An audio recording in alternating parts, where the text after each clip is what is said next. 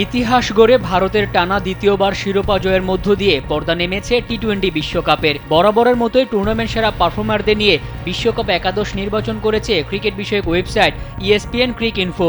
তবে প্রকাশিত বিশ্বকাপ একাদশ নানা কারণে হচ্ছে প্রশ্নবিদ্ধ।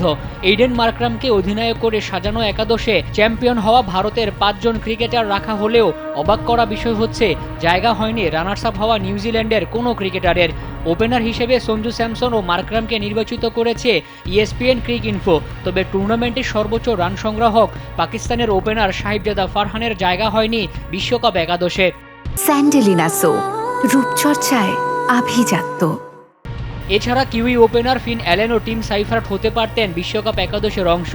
জিম্বাবুয়ের ওপেনার ব্রায়ান বেনেট এবারের আসরে সর্বোচ্চ 146 গড়ে 292 রান করেও একাদশে জায়গা পাননি। ESPN-এর নির্বাচিত একাদশে জায়গা পেয়েছেন Ishan Kishan, Hetmyer, Shivam Dube, Hardik Pandya, Will Jacks, Jason Holder, Adil Rashid, Jasprit Bumrah ও লঙ্গি এনগিডি। 7 ম্যাচে 10 উইকেট পাওয়া হোল্ডার বিশ্বকাপের সেরা একাদশে জায়গা পেলেও মাত্র 4 ম্যাচে 13 উইকেট শিকার করা যুক্তরাষ্ট্রের পেসার শ্যাডলি ভ্যান শালকোভিক জায়গা করে নিতে পারতেন সেরা একাদশে।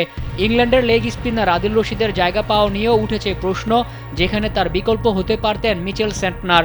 তবে ক্রিকেটের বাইবেল খ্যাত উইজডেনের বিশ্বকাপ একাদশে 5 জন ভারতীয়র সঙ্গে জায়গা পেয়েছেন টিম সাইফার্ট, সিকান্দার রাজা, রাচিন রবীন্দ্র ও শ্যাডলি ভ্যান শালকোভিক।